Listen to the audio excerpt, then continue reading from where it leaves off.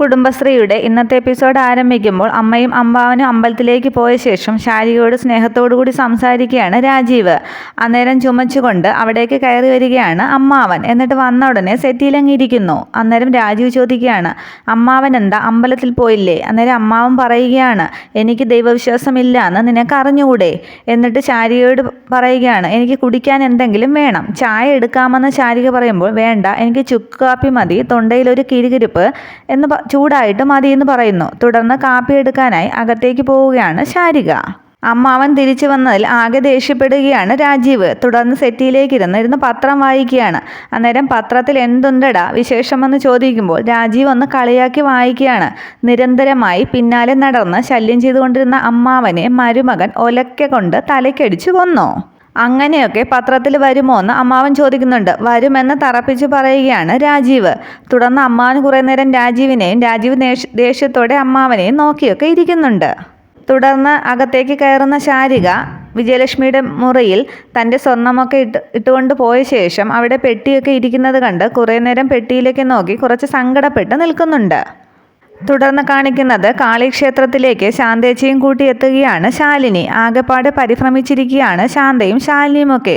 അമ്പലത്തിനകത്തേക്കൊക്കെ നോക്കിയിട്ട് പുറത്തു തന്നെ നിന്ന ശേഷം ശാലിനി പറയുകയാണ്, അവരെത്തിയിട്ടില്ല എന്ന് തോന്നുന്നു, നമുക്കിവിടെ തന്നെ വെയിറ്റ് ചെയ്യാം. അതേസമയം അമ്പലത്തിനകത്ത് പൂജ ഒക്കെ നടക്കുന്നുണ്ട്, കുറച്ച് ആൾക്കാരൊക്കെ ഉണ്ട്. അന്നേരം ശാന്ത ചോദിക്കുകയാണ്, ഇവിടെ തന്നെയാണോ വരാൻ പറഞ്ഞത്? ഇത് സത്യപരീക്ഷയൊക്കെ നടക്കുന്ന അമ്പലമാണ്, പൂജയൊക്കെ മുടങ്ങിക്കിടക്കുകയാണ് ഇവിടെ. അന്നേരം അകത്തേക്ക് നോക്കിയിട്ട് ശാലിനി പറയുന്നുണ്ട്, കണ്ടില്ലേ, സത്യാമ്മ അമ്പലം തുറക്കാനും അല്ലാതെയൊക്കെ ആൾക്കാരെയൊക്കെ ഇവിടെ ഏർപ്പാടാക്കിയിട്ടുണ്ട്. അന്നേരം ശാന്ത പറയുന്നുണ്ട്, എനിക്ക് പേടിയാവുന്നു, ഇവിടെ എന്തൊക്കെയോ കുഴപ്പമുണ്ടെന്നൊക്കെ. അന്നേരം ശാലിനി പറയുകയാണ്, ഇവിടെ വേണം സത്യപരീക്ഷ നടത്തി ശാലിനിക്ക് ജയിക്കാൻ, ഒന്നും പേടിക്ക് വേണ്ട. ആ ശ്രീകോവിലിരിക്കുന്ന ദേവിയെ കണ്ടില്ലേ, ആ ദേവിയുണ്ട് എൻ്റെ കൂടെ സത്യം ജയിക്കാനായിട്ട്. തുടർന്ന് ശാന്തയുടെ കൈപിടിച്ച് ശാലിനി പറയുകയാണ്, ഇവിടെ എന്ത് നടന്നാലും പുറത്താരും അറിയരുത്, അമ്മയോ വിഷ്ണുവേട്ടനോ ആരും അറിയരുത് പ്ലീസ് എന്നൊക്കെ ശാലിനി പറയുന്നു. അന്നേരം ഇല്ല മോളെ, ഞാൻ ആരോടും പറയില്ല, എന്നെ വിശ്വസിക്കാമെന്ന് പറയുകയാണ് ശാന്തേച്ചി. തുടർന്ന് സുസ്മിതയും കൂട്ടി കാറിൽ അവിടേക്ക് എത്തുകയാണ് സത്യഭാമ. കുറേ നേരം ശാലിനിയെ രൂക്ഷമായിട്ട് നോക്കി നിൽക്കുകയാണ് ഭാമയും സുസ്മിതയും. തുടർന്ന് പൂജാരി പുറത്തേക്ക് ഇറങ്ങി വന്ന് ആർക്കാണ് സത്യപരീക്ഷയെന്ന് ചോദിക്കുന്നുണ്ട്. അന്നേരം സുസ്മിത ശാലിനിയെ ചൂണ്ടി ഇവൾക്കാണെന്ന് പറയുന്നു. തുടർന്ന് തിരുമേനി പറയുന്നുണ്ട്, കുട്ടി പൂർണ്ണ മനസ്സോടെയാണോ സത്യപരീക്ഷയ്ക്ക് തയ്യാറാകുന്നതെന്ന്? അതേന്ന് ശാലിനി ഉറപ്പിച്ചു പറയുന്നു. തുടർന്ന് പറയുകയാണ്, യന്ത്രസാമഗ്രികളൊന്നും അകത്തേക്ക് പ്രവേശിക്കേണ്ട, അത് പുറത്തെവിടെയെങ്കിലും വച്ചിട്ട് വന്നാൽ മതി. അന്നേരം സുസ്മിതയെ ഫോണൊക്കെ ഏൽപ്പിക്കുകയാണ് ഭാമ. ഈ ക്ഷേത്ര പരിസരത്ത് നിന്നും പുല്ലോ പൂവോ ഒന്നും മോഷ്ടിക്കാനായിട്ട് ആർക്കും ധൈര്യമുണ്ടാവില്ല എന്ന് തിരുമേനി പറയുന്നുണ്ട്. എന്നിട്ട് അന്നേരം കാറിൽ ഫോണൊക്കെ വെച്ചിട്ട് വരികയാണ് സുസ്മിത. അന്നേരം തൻ്റെ ബാഗ് ശാന്തയുടെ കയ്യിലേക്ക് കൊടുക്കുകയാണ്. അന്നേരം ശാന്ത അത് പുറത്ത് ദൂരേക്ക് കൊണ്ടുവയ്ക്കുന്നുണ്ട്. തുടർന്ന് തിരുമേനി പറയുകയാണ്, കുട്ടി എൻ്റെ കൂടെ വന്നോളൂ, എന്താണ് ചെയ്യേണ്ടതെന്ന് ഞാൻ പറഞ്ഞു തരാം. തിരുമേനിയുടെ പുറകെ ശാലിനിയും ഭാമയും സുസ്മിതയും അകത്തേക്ക് കയറുമ്പോഴേക്കും ശാലിനിയുടെ ബാഗൊക്കെ അവിടെ ഒരു സ്ഥലത്ത് വച്ചിട്ട് ഫോണും ബാഗുമൊക്കെ വെച്ചിട്ട് കൂടെ ശാന്തയും അകത്തേക്ക് കയറുന്നുണ്ട്. അതേസമയം അകത്തേക്ക് കയറുന്ന ശാലിനി ശ്രീകോവിലിൻ്റെ മുൻപിൽ നിന്ന് മനസ്സുരുകി പ്രാർത്ഥിക്കുകയാണ്. അതിനിടയിൽ വണ്ടി ഓടിച്ചു പോകുന്ന വിഷ്ണുവിനെ കാണിക്കുന്നുണ്ട്. പിന്നീട് രാഘവൻ നായരും പ്രീതിയും ആലോചിച്ചങ്ങനെ ചിന്തിച്ച് വിഷമിച്ചിരിക്കുന്നതും കാണിക്കുന്നുണ്ട്. അതേസമയം പ്രീതിക്ക് പൊന്നി പാല് കൊണ്ടുവന്ന് കൊടുക്കുകയാണ്. എത്ര നേരമായി എന്തെങ്കിലും കഴിച്ചിട്ട് ഇതൊന്ന് കുടിക്കാൻ, അത് വാങ്ങാതെ നിൽക്കുമ്പോൾ വാങ്ങിക്കുമോളെ കുടിക്കുമോളെ എന്നൊക്കെ രാഘവൻ നായർ പറയുന്നുണ്ട്. അന്നേരം അത് വാങ്ങി അവിടേക്കങ്ങ് മാറ്റി വെക്കുകയാണ് പ്രീതി. അന്നേരം രാഘവൻ നായർ ചോദിക്കുകയാണ്, എത്ര നേരമായി നീ ഒന്നും കഴിക്കാതിരുന്നിട്ട് എന്തിനാ ഇങ്ങനെ വിഷമിച്ചിരിക്കുന്നത്? അന്നേരം പ്രീതി പറയുകയാണ്, കാളിക്ഷേത്രത്തിൽ എന്താണ് നടക്കുന്നതെന്നറിയാതെ എനിക്കൊരു സമാധാനവും ഇല്ല. ശാലിനി സത്യത്തിൻ്റെ കൂടെയല്ലേ നിൽക്കുന്നത്, ഒന്നും സംഭവിക്കില്ല എന്നൊക്കെ രാഘവൻ നായർ പറയുന്നുണ്ട്.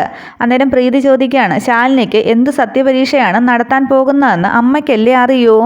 ഗർഭിണിയാണോ അല്ലയോ എന്ന് സത്യം ചെയ്യാനായിട്ട് പറഞ്ഞാൽ ശാലിനിക്ക് അതെങ്ങനെ സാധിക്കും? അങ്ങനെ കള്ളസത്യം ചെയ്താൽ ക്ഷേത്രവളപ്പ് വിട്ട് പുറത്തു പോകില്ല എന്നല്ലേ അമ്മ പറയുന്നത്? രക്തം ഛർദ്ദിച്ചോ കുഴഞ്ഞു വീണോ എൻ്റെ ഈശ്വര എന്നൊക്കെ പറഞ്ഞ് സങ്കടപ്പെടുകയാണ് പ്രീതി. അന്നേരം പ്രീതിക്ക് വയറൊന്ന് വേദനിക്കുന്നുണ്ട്. എന്താ മോളെ എന്ന് രാഘവൻ നായർ ചോദിക്കുമ്പോഴേക്കും പൊന്നി പറയുകയാണ്, ഈ സമയത്ത് കുഞ്ഞിങ്ങനെ വേദനിക്കുന്നതും മനസ്സ് വിഷമിപ്പിക്കുന്നതും ഒന്നും ശരിയല്ല. പക്ഷെ ആ വേദന കാര്യമാക്കാതെ പ്രീതി പറയുകയാണ്, തെറ്റ് ചെയ്തത് ഞാനല്ലേ, അപ്പോൾ ശിക്ഷ അനുഭവിക്കേണ്ടത് ഞാനാണ്, ശാലിനിയെ വെറുതെ വിട്ടേക്കാം. അന്നേരം പ്രീതിയുടെ വയറിൽ പിടിച്ചുള്ള വെപ്രാളമൊക്കെ കണ്ട് രാഘവൻ നായർ തിരക്കുമ്പോൾ പെട്ടെന്നൊരു വേദന സഹിക്കാൻ പറ്റുന്നില്ല എന്ന് കരഞ്ഞു പറയുകയാണ് പ്രീതി. അന്നേരം പൊന്നിയെ അകത്തേക്ക് പ്രീതി അകത്തേക്ക് കൊണ്ടുപോകാനായി പൊന്നിയോട് രാഘവൻ നായർ പറയുന്നുണ്ട്. തുടർന്ന് സെറ്റിയിലേക്ക് ഇരിക്കുന്ന പ്രീതി വേദന കൊണ്ട് പുളയുകയാണ്. പൊന്നി ചോദിക്കുന്നുണ്ട് എന്താന്നൊക്കെ. അന്നേരം സഹിക്കാൻ പറ്റുന്നില്ല എന്നൊക്കെ പറയുകയാണ് പ്രീതി. അന്നേരം പൊന്നിയോട് ഫോൺ എടുത്തു കൊണ്ടുവരാൻ രാഘവൻ നായർ പറയുന്നുണ്ട്. തുടർന്ന് ഡോക്ടറെ ഫോൺ ചെയ്യുകയാണ് രാഘവൻ നായർ. പെട്ടെന്ന് വീട്ടിലേക്ക് വരണം എന്നൊക്കെ പറയുന്നു. പക്ഷേ ഡോക്ടർ കുടുംബ വീട്ടിലാണ്, എത്താൻ പറ്റില്ല എന്ന് പറയുകയാണ്. അന്നേരം പൊന്നി പറയുകയാണ് എന്തായി സാർ, ഇത് പെട്ടെന്ന് അങ്ങനെ വച്ചുകൊണ്ടിരിക്കാനും പറ്റില്ല. കൂടുതൽ സമയം വെച്ചുകൊണ്ടിരുന്നാൽ അമ്മയുടെയും കുഞ്ഞിൻ്റെയും ജീവൻ ആപത്താണ്. എന്തെങ്കിലും ചെയ്യണമെന്നൊക്കെ പൊന്നി പറയുന്നുണ്ട്. അന്നേരം രാഘവൻ നായർ സങ്കടപ്പെടുകയാണ്. ആരെയാണോന്ന് വിളിക്കാൻ? ഇവിടെയാണെങ്കിൽ ആരുമില്ല, ഡ്രൈവർ പോലും ഇല്ല. തുടർന്ന് ശാലിനിയെ വിളിക്കാൻ പറയുകയാണ് പൊന്നി. അതെ, അവളെ തന്നെ വിളിക്കാം, അവൾക്ക് എന്തെങ്കിലും ചെയ്യാൻ കഴിയൂ എന്ന് പറഞ്ഞ് ശാലിനിയെ ഫോൺ ചെയ്യുകയാണ് രാഘവൻ നായർ. പക്ഷേ ശാലിനിയുടെ ഫോണും ബാഗുമൊക്കെ അമ്പലത്തിന് പുറത്താണ് ഇരിക്കുന്നത്. ബെല്ലടിക്കുന്നുണ്ട്, ആരും കേൾക്കുന്നുമില്ല, എടുക്കുന്നുമില്ല. അതേസമയം വേദന കൊണ്ട് പുളയുകയാണ് പ്രീതി. സഹിക്കാൻ പറ്റുന്നില്ല അച്ഛാന്നൊക്കെ കരഞ്ഞു വിളിക്കുകയാണ് പ്രീതി. അന്നേരം രാഘവൻ നായർ പറയുകയാണ് ശാലിനിയും ഫോൺ എടുക്കുന്നില്ല, ഇനി എന്താ ചെയ്യുക? അന്നേരം രാഘവൻ നായർ നമുക്ക് പെയിൻ കില്ലർ കൊടുത്താലോ എന്ന് ചോദിക്കുന്നുണ്ട്. തുടർന്ന് പൊന്നി പറയാണ് ഈ സമയത്ത് അതൊന്നും കൊടുക്കാൻ പറ്റില്ല, എന്തെങ്കിലും കൊടുക്കണമെങ്കിൽ ഡോക്ടറോട് ചോദിച്ചിട്ടേ കൊടുക്കാൻ പറ്റൂ, അല്ലെങ്കിൽ അമ്മയ്ക്കും കുഞ്ഞിനും അത് കേടുവരുത്തും. തുടർന്ന് വീണ്ടും ശാലിനിയെ ഫോൺ ചെയ്യുകയാണ് രാഘവൻ നായർ. കരഞ്ഞുകൊണ്ട് തന്നെ രാഘവൻ നായർ ഫോണിലൂടെ പറയുന്നുണ്ട് മോളെ ഫോണൊന്ന് അറ്റൻഡ് ചെയ്യുന്നൊക്കെ. അതേസമയം എനിക്ക് സഹിക്കാൻ പറ്റുന്നില്ല അച്ഛാ, എന്തെങ്കിലും ചെയ്യുന്നൊക്കെ പ്രീതിയും പറയുന്നുണ്ട്. തുടർന്ന് അർജുൻ സാറിനെ ഒന്ന് വിളിച്ചു നോക്കണമെന്ന് പൊന്നി പറയുന്നുണ്ട്. അതെ, അർജുനെ തന്നെ വിളിക്കാം, ഞാൻ മറന്നിരിക്കുകയായിരുന്നു എന്നും പറഞ്ഞ് അർജുനെ ഫോൺ ചെയ്യുകയാണ് രാഘവൻ നായർ. പക്ഷേ അർജുനെയും കിട്ടുന്നില്ല, ഫോൺ ഔട്ട് ഓഫ് റേഞ്ച് ആണ്. വീണ്ടും ശാലിനിയെ ഫോൺ ചെയ്യുകയാണ് രാഘവൻ നായർ. അതേസമയം ശ്രീകോവിലിന് മുമ്പിൽ തൊഴുതു നിൽക്കുന്ന ശാലിനി പ്രാർത്ഥിക്കുകയാണ് അമ്മേ, സത്യപരീക്ഷ ജയിക്കാനായിട്ടുള്ള ശക്തി എനിക്ക് തരണേ എന്നൊക്കെ. തുടർന്ന് പൂജയൊക്കെ കഴിഞ്ഞ ശേഷം തിരുമേനി പറയുകയാണ് എന്നാൽ നമുക്ക് ചടങ്ങുകളൊക്കെ തുടങ്ങാം. കുട്ടി കാൽമുട്ടിൽ ഇഴഞ്ഞ് 7 വട്ടം ശ്രീകോവിലിന് ചുറ്റും പ്രദക്ഷിണം ചെയ്യണം. കത്തിച്ച കർപ്പൂരം കൈവെള്ളയിൽ ഉണ്ടാവണം, അതണയാതെ വേണം പ്രദക്ഷിണം പൂർത്തിയാകാൻ. അതൊക്കെ കേട്ട് സന്തോഷിക്കുകയാണ് അന്നേരം സുസ്മിത. പ്രദക്ഷിണത്തിനിടയ്ക്ക് വിശ്രമം ഉണ്ടാകില്ല. 7 വട്ടം കുട്ടി പ്രദക്ഷിണം പൂർത്തിയാക്കി ദേവിയെ സാഷ്ടാംഗം നമസ്കരിച്ചാൽ കുട്ടി പരീക്ഷണത്തിൽ വിജയിച്ചു. അത് കേട്ട് സുസ്മിത കരുതുന്നുണ്ട് ഇവളെ കൊണ്ടത് പറ്റില്ല, കാരണം ഇവൾ പറയുന്നത് കള്ളമല്ലേ.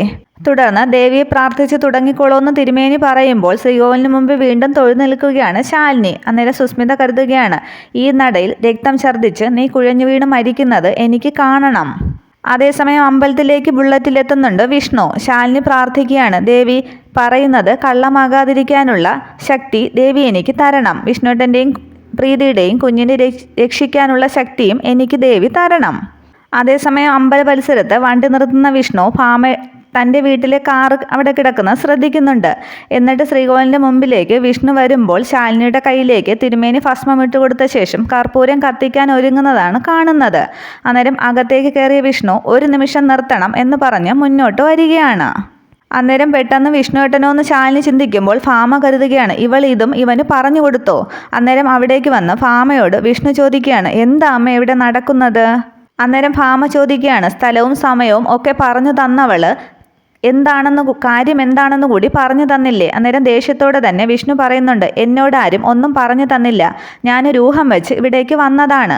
അന്നേരം സുസ്മിത ചോദിക്കുകയാണ് ഊഹം വെച്ച് കാടിന് നടുക്കിലുള്ള ഈ അമ്പലത്തിലേക്ക് തന്നെ വരണമെങ്കിൽ മഷിനോട്ടം പരിചയമുണ്ടാവണമല്ലോ. അന്നേരം സുസ്മിതയെ തടുത്തുകൊണ്ട് കൈ ചൂണ്ടി വിഷ്ണു പറയുകയാണ് സുസ്മിതയെ നിന്നോട് തർക്കിക്കാൻ വന്നതല്ല ഞാൻ, ഇവിടെ എന്താണ് നടക്കുന്നതെന്ന് എനിക്കറിയണം. അതേസമയം തലകുനിച്ച് നിൽക്കുകയാണ് ശാലിനി. ഇത്രയുമാണ് നാളത്തെ എപ്പിസോഡ്. വീഡിയോ ഇഷ്ടമായ ലൈക്ക് ചെയ്യുക, കമൻറ്റ് ചെയ്യുക. Okay, thank